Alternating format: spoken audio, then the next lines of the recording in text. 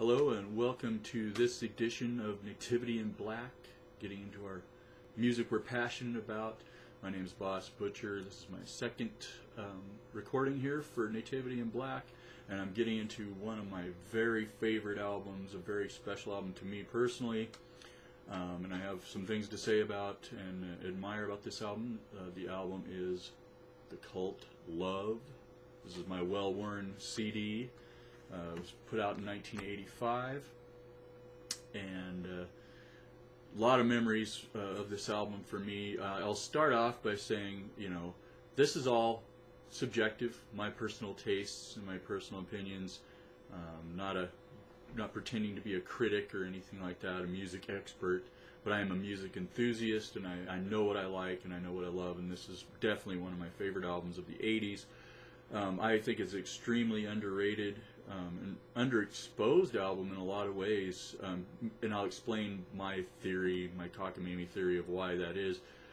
But I will go out and say, to me, as someone who grew up in the 80s, as far as my high school and college years, I think it's one of the best albums of the 80s. For me personally, it just is such a strong album, and a very unique kind of an album. I always have loved it. A friend of mine, Mike Stones, exposed me to the Cult, and I'll never forget. He told me he had seen the video to, I believe it was The Rain, but it might have been She Sells Sanctuary, and he said, "You're going to love this band. I know it. I just know you will." So just on that alone, I bought the album. I saw the video later, and I loved it. I thought it was right up my alley at the time. I can't even remember exactly how old I was, probably 17 years old, and I think, like most people, those were the first two songs I heard, was Rain and She Sells Sanctuary. And early on, She Sells Sanctuary would have been my favorite song on the album. As time has gone by, every track on this album is pretty solid, and I couldn't say it's my favorite track anymore, but it's still just fantastic. I still love the song. Still stirs up those feelings, that I had for this album even way back then. But anyway, getting into the album itself, and I think I'll start with just talking about the Cult and a limited knowledge. I'm not an audiophile or somebody who spends enormous amount of time tracking down all the minutiae of everything I'm interested in. It's just, I have too many interests to ever do that myself. That's just the way I roll. I have a lot of variety in my life. But this album came out, and I was under the impression it was like their debut album at the time, and I just flipped out. I just thought, this band is great. I love the direction their music was going. I love the vibe of the music, the message of the album. Just, at least it's what my perception of the message of the album is. I'm sure it's way off base from the original intent of the writers of the songs and the recorder and the producer and all these things, but I came to find out it was their second album. They had another album that was out before it called Dreamtime, and the only reason I mention this is it's just a little anecdote of growing up in the 80s when the music stores were huge. They were a place you could go, and if you were in a town and you were looking at the records, you could track down these kind of rare records, and they were things that most people never bothered to find. I think only really enthusiastic people about music are going to track down things like this. It was so much different than the environment today, where you'll discover stuff and then it's easy to find anymore, pretty much. I mean, there's recordings out there, of course, that are hard to find, but I'm sure it wouldn't be that difficult for you now, especially with the success the Cult has had, to track down Dreamtime, which was another album in this vein. The sound of the band had a certain psychedelic kind of a tinge to it. I guess they started out as a punk band, and I know the band previously, it was called the Southern Death Cult, and I've seen the albums, I've just never listened to them, or if I have it, I listened to them a couple times. I never acquired them and delved into them, but I would like to, I guess, at some point, be curious to see what they sound like. The reason Love is so special to me, and here it is, and I want to show you the artwork on this album, is, I thought, really cool, because I always love Egyptian mythology and hieroglyphics and all that sort of thing. But the back, they did it in a stylized way with the lettering, and then you have all these hieroglyphics on the bottom. It folds out, and there's some liner notes, and a little picture of the band at that time. They were a lot more psychedelic looking or whatever. But it was a hard rockin' album, but yet it had this emotional quality that was amazing. The lyrics were really good. Anyway, I can go on and on. I'm not going to get into totally into the minutia, but I do want to talk about the Cult as my perception of what happened and my reaction to the direction the Cult went after this album. This album was produced by a man named Steve Brown, and the album did pretty well in America. Eventually, it did double platinum sales worldwide anyway, which isn't too shabby. Certainly not huge compared to a lot of the other hard rock bands that were out then. But then they went to work in the studio, and about the time they were set to come out with the new album, which was eventually Electric, was the next album that came out in 1987. By then, I had graduated high school, gone to college, and I was living in Las Vegas and working in a record store. So I was just couldn't wait for that new album to come out. I was so excited about it, and I remember when the first maxi single kind of came out, and I think it was Love Removal Machine, and there was another maxi single for Little Devil that came out, and they had really kick-ass cover art, and they had gone with this really cool new logo. And I was kind of excited because they had Rick Rubin take over the producing. They had recorded the album completely with Steve Brown again, and so I was kind of like, well, Rick Rubin's made some great albums, no doubt about it. Had a lot of faith in him as a producer, and I was optimistic about it. And I had a friend in the record store at the time who was a very big enthusiast of the Cult as well, and he came from more of the new wave, kind of the alternative pop and rock music that was out during the 80s. That was his background musically. I was coming at it from, I was a metalhead, but I liked a lot of different music like I always have. I wasn't quite as open-minded as I have become as an adult, but we were both just stoked for this album to come out. And when it came out, I was very disappointed in the direction they had gone, because they really simplified their sound, I felt, and they went more for to me it was almost like the AC/DCing of the Cult. That's the way I took the album. Not that I didn't like it, I really actually enjoyed the album a lot, but it never, ever, ever, and nothing they've done since Love has ever come close to capturing my imagination the way this record did. And that's always kind of a sad thing, you feel this kind of a commonality, a vibe with a piece of music or a band or whatever, and then they'd go a completely different direction. It's always kind of like a breakup. It's like, I'll always love these guys, but this was when it was special to me. So I know tons of people who feel the exact opposite of that, and they feel like Rick Rubin really distilled them down to their greatest potential. And certainly commercially, they may never have been as big if they'd stayed with this style. I could see that happening. Disappointed to admit that, but and a lot of people are just dismissive of it because they never heard of it. They discovered the Cult on Electric or some of their other albums later on. I'm not going to argue with you, just the way I feel. But that's my thoughts on the Cult. But let's get into Love, this album that was made in 1985. Just adore this album. And I'm going to go through track by track. I got my little stack of notes here that I took to comment on the various tracks. And I will try to say a certain song is my favorite, but it's my favorite right now. The next time I go through a phase where I'm listening to this album again, I may latch on to another song, because I've done that with this album through the years. I mean, it's been out for 30 years now or more. And so we'll start off with the track that starts it all off. It's a song called Nirvana, and the melody is awesome in this. It's a great song. I love Ian Astbury's vocals. That's probably one of the things that drew me to the band initially, because it was quite a bit different than the hard rock vocals at the time. He had more of a baritone sounding voice, and again, I'm not a music expert, I'm using these terms liberally, but he had a deeper voice than a lot of the hard rock music at the time. A lot of the hard rock then was either screaming or higher pitched soaring operatic vocals.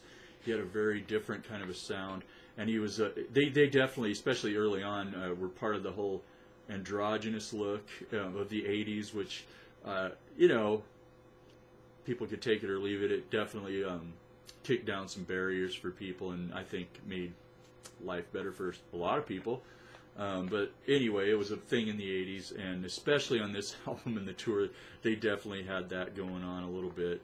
They weren't like dressed in drag or anything, but they were, you know, they were playing with that imagery and going for a psychedelic kind of a sound. There was kind of a psychedelic mini revival in the 80s, a kind of a mini revival of hippie values and stuff like this in the midst of all the greed and money grabbing that went on in the 80s.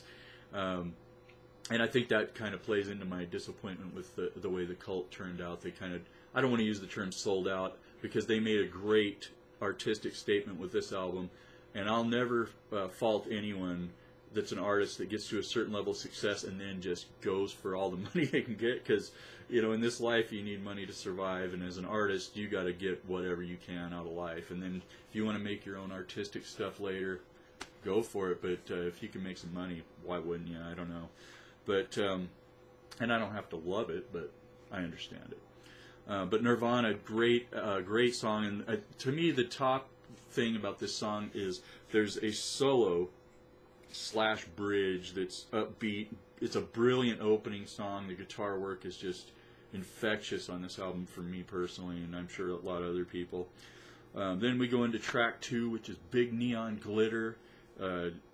Another great melody. It's an easy entry to this song. It just comes to you and you feel it. It's a beautiful song, and I find myself, I get lost in this song. I love Big Neon Glitter. Great song.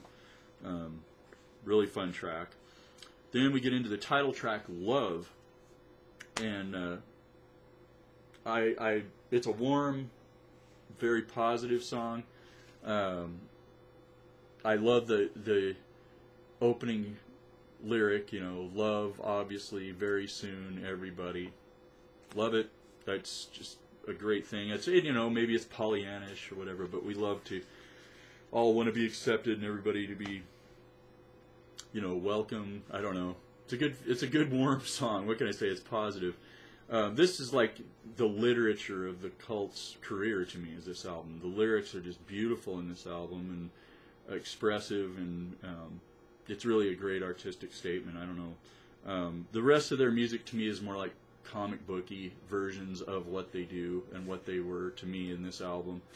That's just my perception and my take on it, and that's fine. Everyone has their own. Going to the fourth track, Brother Wolf, Sister Moon. This is more of a somber dirge of a song almost. It's kind of a premature middle of the album, in a sense. And as far as the flow of the album goes, it's very interesting. It's close to the middle. It's not quite the middle of the album. There's 10 tracks on this album, and it's kind of the album has a lot of duality to it, and a yin and yang kind of thing going on, going from joy to sadness, despair, longing for more out of life, longing for a better world, things like this. And I think it's a great album. So no doubt it resonates with me, because that's a lot of the way I look at life, is duality is everything to me. Love duality, and I think it's plays a pretty strong hand in this album. But Brother Wolf, Sister Moon, it's kind of getting back to Ian Astbury's unique voice, but he got caught into this thing with his association with Jim Morrison. I don't know, I don't know all the details and minutiae of it, but I know he had some kind of an obsession with Jim Morrison, and definitely early in his career, for sure, you can see he was just trying to be Jim Morrison in a way. His look, he'd do certain things that would just kind of remind you of Jim Morrison, and ironically becomes a member of the Doors later on in his career, which I had mixed emotions about that whole thing. I love the Doors, love the Cult, love Ian Astbury, but I don't know, I was just like, at some point, just be you, man. I don't know. song is oddly comforting though, and it plays on the kind of shamanistic imagery and the Native American imagery. I love it. It's a great song, and the longest track on the album. It's over 6.5 minutes. Then we'll get into track number 5, The Rain, and this was another one of their videos, one of the releases from this album. Renewed optimism after Brother Wolf, Sister Moon. It's upbeat. It's a blessing. This song is just wonderful. First song I ever heard of theirs was probably The Rain. If not, She Sells Sanctuary. So I loved it. Got into this album right away and enjoyed this album. But The Rain is still a solid, great song on this album. I'm going to have a hard time picking a favorite, I'll be honest with you. But the Phoenix, go into the Phoenix, track number 6. This is the most psychedelic song on the album, and to me, it's a hard rocking kind of psychedelic, not Grateful Dead, Flaming Lips type psychedelic music, but boom, upbeat, positive sound, awesome guitar riff, a lot of nice jangly psychedelic guitar work in this song. Love the backing vocals on this track, just great. And it's a fun song. It's just a really fun song. I enjoy it. There's a really good live YouTube video of them performing this earlier. I believe it was in support of this album. It was really, really good. I may put a link to that somewhere down here at the bottom, so you can click on that and check it out. But track number 7, Hollow Man. This may be my favorite song on the album, Hollow Man. I love how it climbs and soars. I love the bittersweet kind of message of this song. It's talking about a lot of things, but it's being almost possessed by something and being able to get away from it, to escape from it, and have peace in your mind is a longing statement in this song. I don't know. I get a kick out of the song. It's fun. The guitar, awesome again. It has this kind of a cool bridge, and there's a sweeping kind of little guitar to bring you back into the song that I really love about this song. It's really good. Hollow Man, highly recommend it. Might be my favorite song on this album. The lead guitar on the kind of the outro of the song is just infectious, and that whole yeah yeah yeah yeah yeah. It's awesome, the beat. And to comment on the entire album, I love the musical arrangements in this album. I love the way they arrange the sound in this album, and it's a one of a kind. It's a rare bird. I don't know. I love this album. What can I say? Then we go into Revolution. I definitely love Revolution. That is something I wish we had more of nowadays. But this song's a bit blue. It's longing for more out of life, but it's hopeful. And again, backing vocals are awesome, beautiful lyrics, and I really, really love Asbury's vocals on this song. This song is really personal to me. I love it.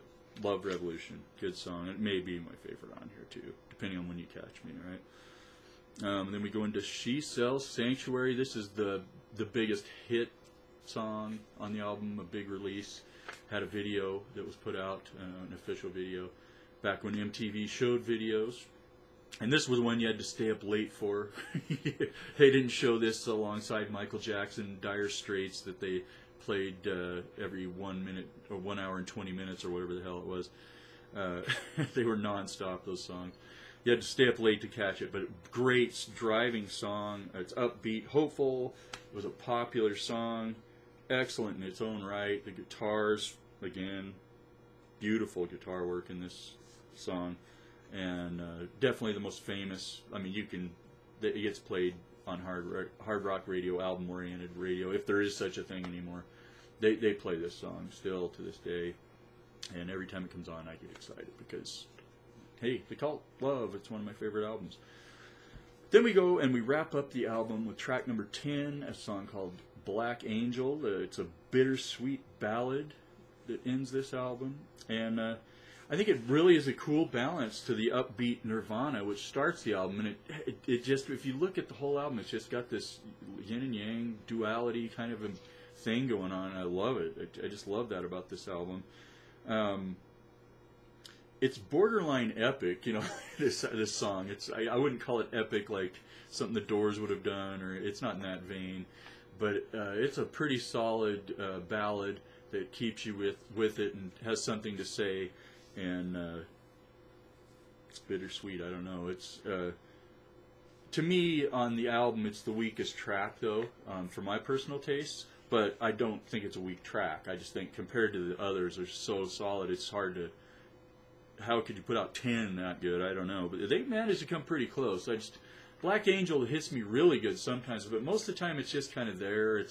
I don't know. I don't get into it as much as the rest of the album. So I guess my recommendation is, if you like the Cult, by all means get this album. And if you haven't heard it, for sure check it out. Give it a spin.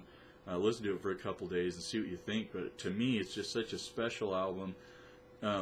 And of course, there's personal reasons that I won't get into here that it's very important album to me. But I think it's a very underrated, underappreciated album, and you can probably pick it up pretty cheap, I would think, on iTunes. But it's before the Cult became what most people know as the Cult, and I love it. Check it out. But that's it for this edition of Nativity in White. And I hope you enjoyed it. And if you enjoy this album, or even if you disagree, I'd love to see some comments, what you guys think of it. But thanks for listening and hearing my rant and my adoration of this album. Have a good day.